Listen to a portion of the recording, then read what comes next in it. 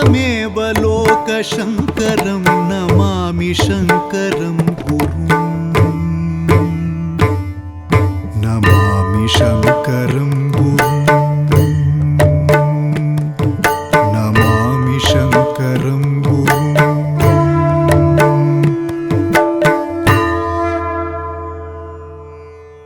वन्दे शम्भुमुमापतिं सुरगुरुं वन्दे जगत्कारणं वन्दे पन्नगभूषणं मृगधरं वन्दे पशूनां पतिं वन्दे सूर्यशशाङ्कवह्निनयनं वन्दे मुकुन्दप्रियं वन्दे भक्तजनाश्रयं च वरदं वन्दे शिवं शङ्करं योऽन्तः प्रविश्य मम वाचमिमां प्रसुप्तां सञ्जीवयत्यखिलशक्तिधरस्वधाम्ना अन्यांश्च हस्तचरणश्रवणत्वगादीन् प्राणान्नमो भगवते पुरुषाय तुभ्यं सुसीमन्तवेणीं दृशागिर्जितैणीं रमत्कीरवाणीं नमद्वज्रपाणीं सुधामन्थरास्यां मुदा चिन्त्यवेणीं भजे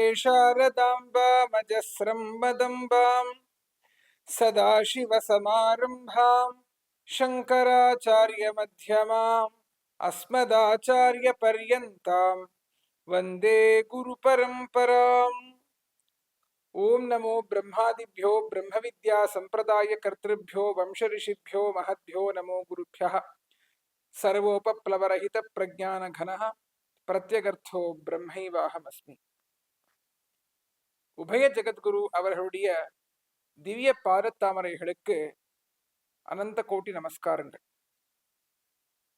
இந்த புண்ணிய பூமி சிங்கேரி சொற்பொழிவு தொடரின் சென்ற பாகத்தில் நாம் ஸ்ரீ விபாண்டக மகர்ஷியுடைய புத்திரரான ஸ்ரீ ரிஷிஸ்ருங்க மகர்ஷியின் ஜனனம் எவ்வாறு ஆயிற்று என்பதை பிரம்மாண்ட புராணத்திலிருந்து அனுபவித்தோம்.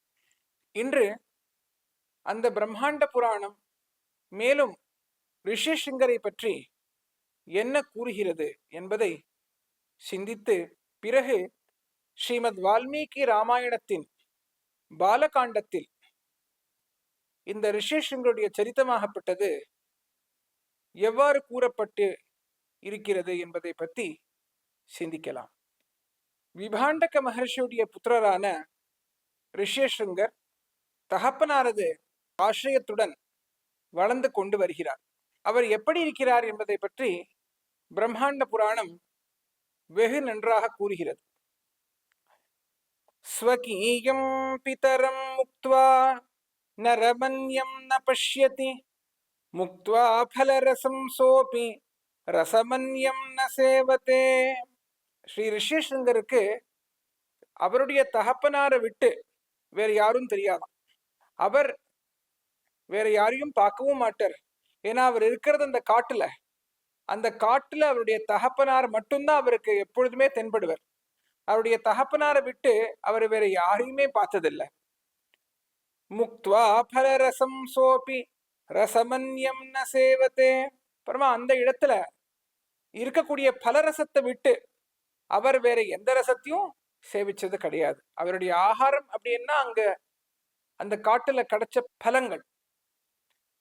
முக்த்வா ஸ்வகீயம் சவனம் வனமன்யம் ந கச்சதி துங்கா ஸ்நானாத் ததா பானாத் வவ்ருதே ஸ்வாஸ்ரமே ஸ்வயம் குருணோக்தான் படன் வேதான் ததா சாஸ்திராணி பக்திமான்.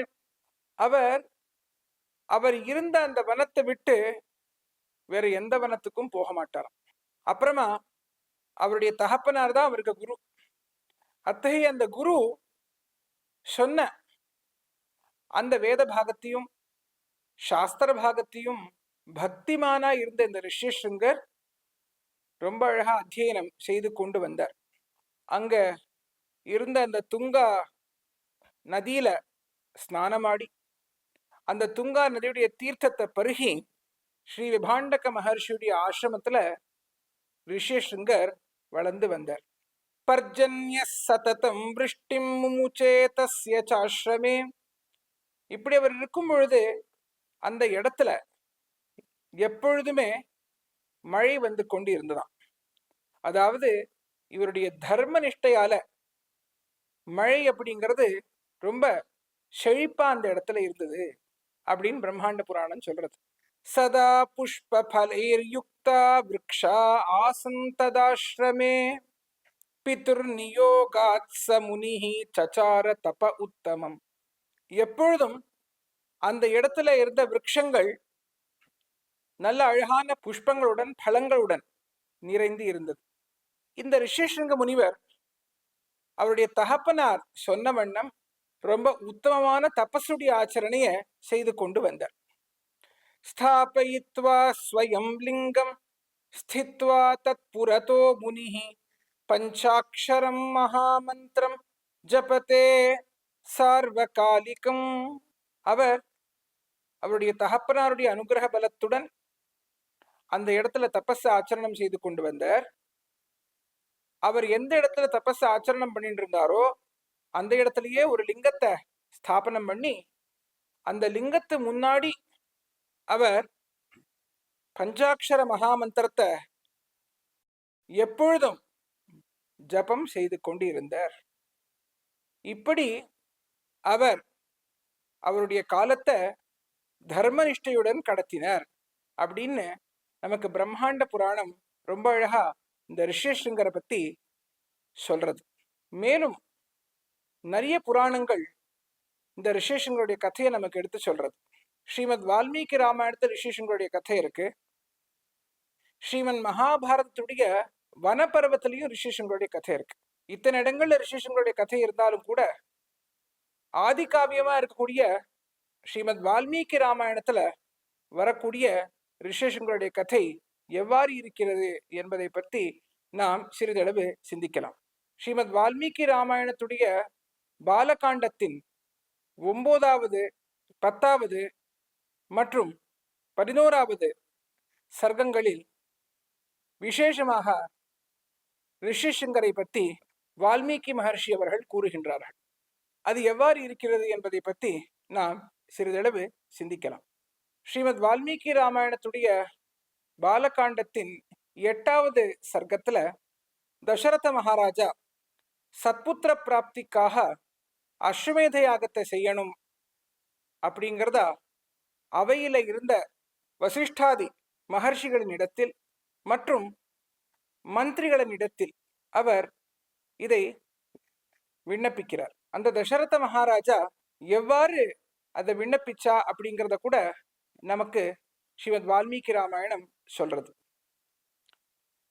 சுயஜ்ஞம் வாமதேவஞ்ச ஜாபாலிமத காஷ்யபம் புரோஹிதம் வசிஷ்டஞ்ச ये चाप्यन्ये द्विजोत्तमाः तान् पूजयित्वा धर्मात्मा राजा दशरथस्तदा इदं धर्मार्थसहितं श्लक्ष्णं वचनमब्रवीत् मम लालप्यमानस्य सुतार्थं नास्ति वै सुखं तदर्थं हयमेधेन यक्ष्यामीति मतिर्मम तदहं यष्टुमिच्छामि शास्त्रदृष्टेन कर्मणा कथं प्राप्स्याम्यहं कामं புத்திரத்ர விசிந்தியதாம்.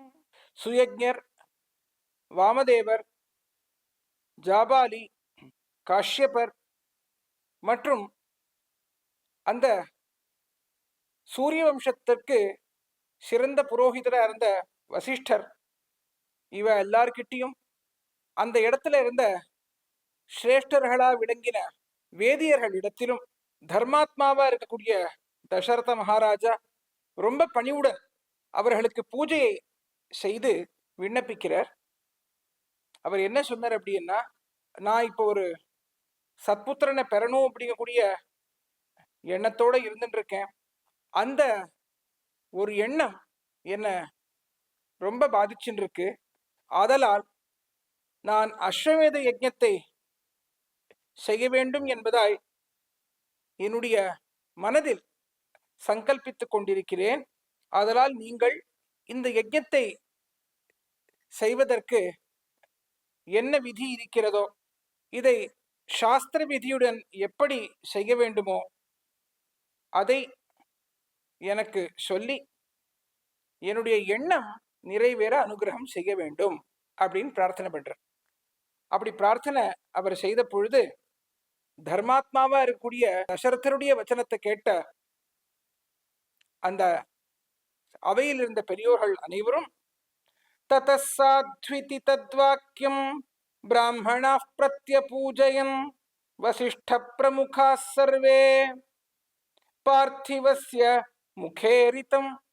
அங்கிருந்து அவ எல்லாருமே சாது சாது, ரொம்ப அழகான எண்ணம் உங்களுக்குள்ள வந்திருக்கு, நீங்க இதை பண்ணணும் அப்படிங்கிறத எல்லோரும் தசரத மகாராஜாவுக்கு ஒரு பிரேரணையை கொடுக்குறாளாம். அவ அந்த யஜ்ஞத்தை எப்படி பண்ணணும் அப்படிங்கிறதையும் சொல்லி சரைவாச்சோத்தரே தீரே யஜ்ஞ பூமிர் விதீயதாம் சர்வதா பிராப்ஸ்யசே புத்ரான் அபிப்ரேதான்ச்ச பார்த்திவா. சரையு நதியுடைய உத்தர திக்குல நீங்க யஜ்ஞ பூமி அமைச்சு அங்க இந்த ஒரு அஸ்வமேத யாகத்தை நீங்க நடத்தினேனே ஆனால் உங்களுடைய இந்த எண்ணம் ஆனது பூர்ணமாகும் அப்படின்னு அவெல்லாம் இந்த ராஜாக்கு ஆசீர்வாதம் பண்ற. இந்த வார்த்தையை கேட்ட உடனே தசரதருக்கு ரொம்ப சந்தோஷம் இருந்தான். உடனே அவர் அவருடைய மந்திரிகள் எல்லாரையும் கூட கூப்பிட்டு இது போல இங்க இருக்கக்கூடிய பெரியோர்கள் சொன்ன வண்ணம் நீங்க சரையூ நதிக்கரையுடைய உத்தர திக்குல, அதாவது வடக்குல ஒரு நல்ல யஜ்ஞ வேதியை அமைத்து அங்க இந்த யஜ்ஞம் நடக்கிறதுக்கு தேவையான ஏற்பாடு எல்லாத்தையும் வெகு விரைவில் செய்ய வேண்டும் அப்படின்னு அந்த மந்திரிகளுக்கு சொல்லி அவளை அங்கிருந்து அனுப்பி வைத்து தசரத மகாராஜா அவர்கள் அவருடைய மனைவிகள் கிட்ட இந்த விசாரத்தை சொன்னாராம். இந்த விசாரத்தை சொன்ன உடனே அவருடைய மனைவிகள் அனைவரும் இதை கேட்டு ரொம்ப சந்தோஷப்பட்டு அவ ஆனந்தம் பண்றாளாம். அவளுடைய இந்த முக பத்மங்கள் மலர்ந்தன இந்த விஷயத்தை கேட்டு அப்படின்னு இந்த அஷ்டம சர்க்கம் சொல்றது. இதான பிறகு தசரத மகாராஜாவுக்கு சிறந்த மந்திரியாகவும் அவருக்கு தேரோட்டியாகவும் இருக்கக்கூடிய சுமந்திரர் இதை பத்தி கேட்டு சொல்றாராம். ஏதத் ஸ்ருத்வா ரஹசூதோ ராஜானமிதமப்ரவீத் ஸ்ரூயதாம் தத் புராவிருத்தம் புராணே ச மயா ஸ்ருதம் ரிக்விக்பிர் உபதிஷ்டோயம் புராவிருத்தோ மயா ஸ்ருதः சனத்குமாரோ பகவான் பூர்வம் கதிதவான் கதாம். ஸ்ரீமத் வால்மீகி ராமாயணத்துடைய பாலகாண்டத்தின் 9வது சர்க்கம் சுமந்திர சொல்லக்கூடிய வாக்கியத்திலிருந்து பிராரம்பிக்கிறது. தசரத மகாராஜாவுடைய எண்ணத்தை கேட்டு தெரிஞ்சின்ற சுமந்திரர் அவருக்கு மந்திரியாவும் சாரதியாவும் இருக்கக்கூடிய உத்தமர் தசரத மகாராஜாவை பார்த்து சொல்றார், ராஜா அவர்களே, நான் ஒரு கதையை கேட்டிருக்கேன்.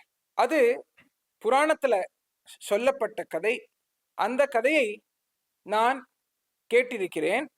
ரித்விக்பிஹி உபதிஷ்டோயம் புராவிருத்தோ மயாஸ்ருதா. வைதிகர்களால வேதியர்களால சொல்லப்பட்ட இந்த கதையை நான் கேட்டிருக்கேன். அது என்ன தெரியுமா? சனத்குமாரோ பகவான் பூர்வம் கதிதவான் கதாம். இந்த கதையை சனத்குமாரர் அவர்கள் சொன்னார். ரிஷீடாம் சந்நிதௌ ராஜன் ஸ்தவ புத்திராகமம் பிரதி. இந்த கதையை சனத்குமாரர் ரிஷிகளிடத்துல சொன்னார். அதை சொல்லும் பொழுதே உங்களுக்கும் கூட இந்த புத்திர பிராப்தி ஆகும் அங்கத அவர் ஏற்கனவே அந்த கதையில சொன்னார் அப்படிங்கிறத கூட நான் கேள்விப்பட்டிருக்கேன் அப்படின்னு சுமந்திரர் இப்படி ஆரம்பிக்கிறார். மேலும் சுமந்திரர் அவர் கேட்ட கதையை சொல்லிட்டு வர்ற தசரதர் கிட்ட काश्यपस्य च पुत्रोऽस्ति विभाण्डक इति श्रुतः ऋष्यशृङ्ग इति ख्यातस्तस्य पुत्रो भविष्यति. கஷ்யப்பருடைய புத்திரராக இருக்கக்கூடியவர் ரொம்ப சிறந்த விபாண்டகர். அத்தகைய அந்த விபாண்டகருக்கு ரிஷ்யசிங்கர் அப்படிங்கக்கூடியவர் பிறப்பர். சவனே நித்திய சம்ருத்தோ முனிர்வனச்சர சதா. அத்தகைய அந்த ரிஷ்யசிங்கர் வனத்திலேயே வளர்ந்து வருவர். அவர் அங்க இருக்கக்கூடிய அந்த கந்த மூலங்களை சாப்பிட்டு அப்படியே வனச்சரராகவே வளர்ந்து வருவர். நான்யம் ஜானாதி விப்ரேந்திரோ நித்தியம் பித்ரனுவர்த்தனாத். அவருக்கு அனுதினமும் அவருடைய தகப்பனாருடைய அனுசரணையை மட்டும் செய்யக்கூடிய காரணத்தினால அவருடைய தகப்பனாரை விட்டு வேற ஒண்ணுமே தெரியாது. துவைவித்யம் பிரம்மச்சரியஸ்ய பவிஷ்யதி மகாத்மனः லோகேஷு பிரதிதம் ராஜன் விப்ரைச்ச கதிதம் சதா. இந்த ரிஷிசிங்க மகர்ஷி அவர்கள் 2 விதமான பிரம்மச்சரியத்தை ஆச்சரணம் செய்யக்கூடியவரா இருந்தார். ஒண்ணு லோகத்துல ரொம்ப ரொம்ப பிரசித்தமா இருந்த ஸ்திரீ சங்கமே இல்லாமல் இருக்கக்கூடிய பிரம்மச்சரிய விரதம், அப்புறம் ஸ்மிருதியில சொல்லப்பட்ட பிரம்மச்சரிய விரதம். அதாவது கிரகஸ்தர்கள் கூட பிரம்மச்சாரியா எப்படி இருக்கலாம் அப்படிங்கிறது ஸ்மிருதியில சொல்லப்பட்டிருக்கு. அத்தகைய பிரம்மச்சரிய விரதத்தையும் கூட பாலனம் செய்யக்கூடியவரா இந்த ரிஷிசிங்க மகர்ஷி அவர்கள் இருந்தார். அவர் இப்படி இருக்கும்பொழுது தஸ்யைவம் வர்த்தமானஸ்ய காலசமபிவர்த்தத. அவர் இப்படி இருக்கும் பொழுது இப்படியே அவருடைய காலம் அப்படிங்கிறது கடந்துண்டு இருந்தது. அக்னிம் சுஷ்ரூஷமானஸ்ய பிதரம் ச யசஸ்வினம். அவருடைய அந்த தகப்பனாரையும் அப்படியே அக்னியும் உபாசனை பண்ணிண்டு அவ 2 பேருடைய சேவையை பண்ணிண்டு இப்படியே அவர் இருந்துட்டு இருக்கும் பொழுது ஏதஸ்மின்னேவ காலேது ரோமபாதः பிரதாபவான் அங்கேஷு பிரதிதோ ராஜா பவிஷ்யதி மகாபலः தஸ்ய வ்யதிக்ரமாத் ராக்னோ பவிஷ்யதி சுதாருணா அநாவிருஷ்டிஸ் சுகோராவை சர்வலோக பயாவஹா.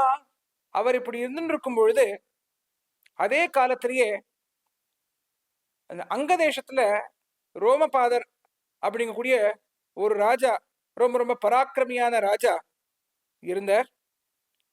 ஆனா அந்த ராஜா ஒரு காலத்துல தர்மத்தை கொஞ்சம் மீறி நடந்த காரணத்தினால அவர் இருந்த இடத்துல ரொம்ப தாருணமான ஒரு ஸ்திதி அப்படிங்கிறது ஏற்பட்டது. அது என்ன அப்படின்னா, அந்த இடத்துல மழையே வராம ஆயிடுத்து. அநாவிருஷ்டி சுகோராவை சர்வலோக பயாவஹா. அது எல்லா லோகத்துக்கும் பயத்தை கொடுக்கக்கூடிய ஒரு அனாவிருஷ்டி. அத்தகைய அந்த அனாவிருஷ்டியால இந்த ராஜா ரொம்ப துக்கமடைந்தார். அநாவிருஷ்டியாம் துவிருத்தாயாம் ராஜா துக்க சமன்விதः பிராமணான் ஸ்ருத சம்ருத்தான் சமானீய பிரபக்ஷ்யதி பவந்தः ஸ்ருத கர்மாணோ லோக சாரித்ர வேதினः சமாதிஷந்து நியமம் பிராயஷ்சித்தம் யதா பவேத்.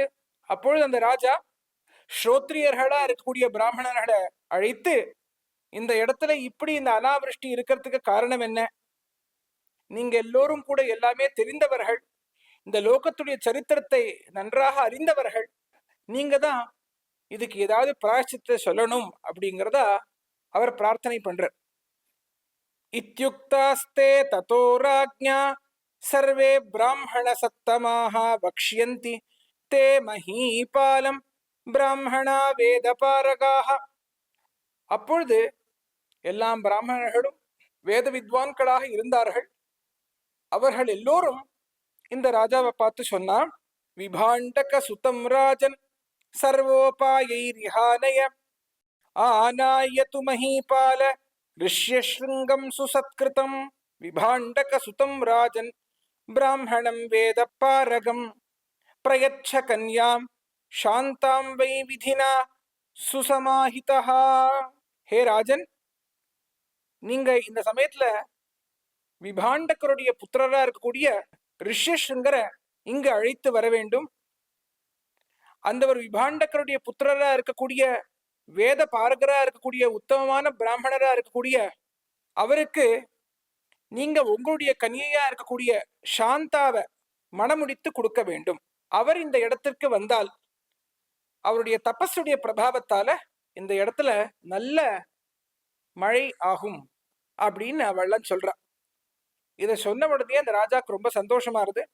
தேஷாம் துவச்சனம் ஸ்ருத்வா ராஜா சிந்தாம் பிரபத்ஸ்யதே கேனோபாயேன வைஷக்கியமிஹானே தும் சவீர்யவான்.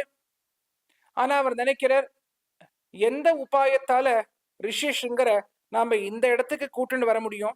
அவரை ரொம்ப பெரிய தபஸ்வின்னு சொல்லி சொல்றேடே, அவரை சாதாரணமா அந்த இடத்துல இருந்து கூட்டுன்னு வர முடியாது. எப்படி அந்த இடத்துல இருந்து கூட்டுன்னு வர முடியும்? அதுவும் அவருடைய தகப்பனார் விபாண்டக மகர்ஷி இருக்கும் பொழுது இவரை மட்டும் எப்படி அங்கேருந்து கூட்டுன்னு வர முடியும் அப்படிங்கக்கூடிய பாவனையால இந்த ராஜாவுக்கு கொஞ்சம் சிந்தை அப்படிங்கிறது வந்ததாம். அப்புறம் ராஜா நிச்சயம் பண்றார், சரி நம்ம மந்திரிகளுக்கிட்ட சொல்லலாம், அவ ஏதாவது உபாயத்தை பண்ணி அவளை கூட்டுண்டு வரட்டும் அப்படிங்கிறத நினைச்சுட்டு அந்த ராஜா என்ன பண்றாருன்னா மந்திரிகளை பார்த்து சொல்றாரு. ததோ ராஜா விநிச்சித்ய சஹ மந்திரிபிராத்மவான் புரோஹித மமாத்யாச்ச பிரேஷயிஷ்யதி சத்கிருதான் தே து ராஜ்ஞோ வச்ச ஸ்ருத்வா விதிதா வினதா நனாஹ ந கச்சேம ரிஷேர்பீதா அனுநேஷ்யந்தி தம் நிருபம். அப்போ ராஜா மந்திரிகளை பார்த்து, நீங்க போய் அவரை கூட்டுன்னு வாங்கோ அப்படின்னு சொல்லி சொல்ல அவளை அனுப்ப மந்திரிகள் எல்லோரும் கூட விபாண்டக மகர்ஷியோட தபஸால பயம் பட்டு நாம எப்படி அங்க போக முடியும், அந்த இடத்துக்கு நம்மளால போகவே முடியாது அப்படின்னு அவ எல்லாருமே அந்த ராஜா முன்னாடி தலை குனிஞ்சுட்டு நின்னாலாம். அந்த ராஜாவையே ஆசிரியிக்கிறா, இப்ப நாம என்ன பண்றது அப்படிங்கிறத நீங்க தான் சொல்லணும் அப்படின்னு.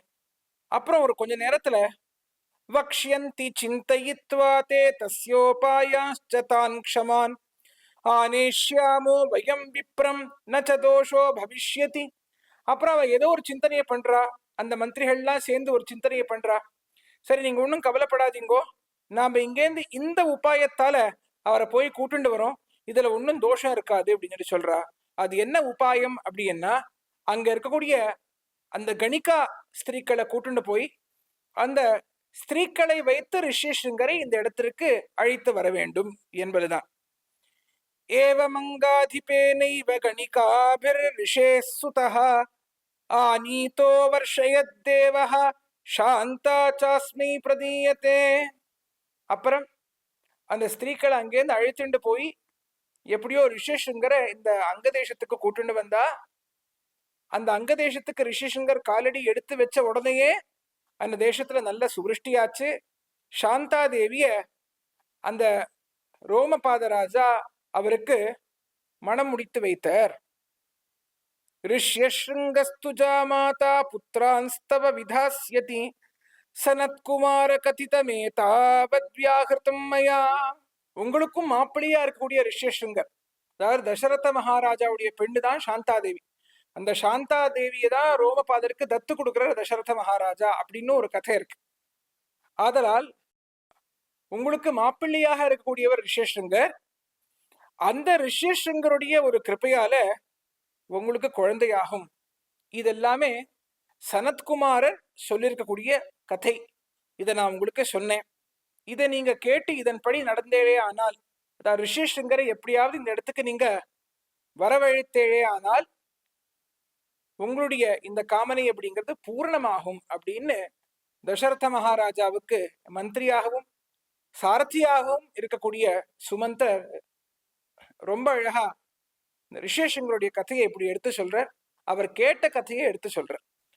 அத ஹிருஷ்டோ தசரதः சுமந்திரம் பிரத்யபாஷத யதர்ஷ்ய ஸ்ருங்கஸ்துவானீதோ ஏனோபாயேன சோச்யதாம். இதை கேட்ட உடனே தசரதருக்கு ரொம்ப மகிழ்ச்சியாருது. ரொம்ப மகிழ்ந்த தசரதர், ஆமா இந்த ரிஷிஷங்கரை அந்த வனத்திலேருந்து எப்படி அங்க தேசத்துக்கு கூட்டுன்னு வந்தா, அதை நீங்க எனக்கு சொல்லுங்களேன் அப்படின்னு சொல்லி சுமந்திரரை கேட்கிறார். ஏன்னா சுமந்திரர் ரிஷிஷங்கருடைய கதைய சங்கிரகமாக தசரதருக்கு சொன்னார். ஆனா இப்ப தசரதருக்குள்ள ஒரு கேள்வி எழுது, அந்த வனத்திலேருந்து எப்படி ரிஷிஷங்கரை இந்த அங்க தேசத்துக்கு கூட்டின்னு வந்தா அதை பத்தி சொல்லுங்களேன் அப்படின்னு அவர் கேட்கிறார். மேலும் சுமந்திரர் தசரதருக்கு ரிஷிசங்கருடைய கதையை எப்படி விவரமாக எடுத்து சொன்னார், அதை ராமாயணம் நமக்கு எவ்வாறு கூறுகிறது என்பதை பற்றி வரும் தொடரில் சிந்திக்கலாம் என்று கூறி விடை பெறுகிறோம். நம சங்கராய்.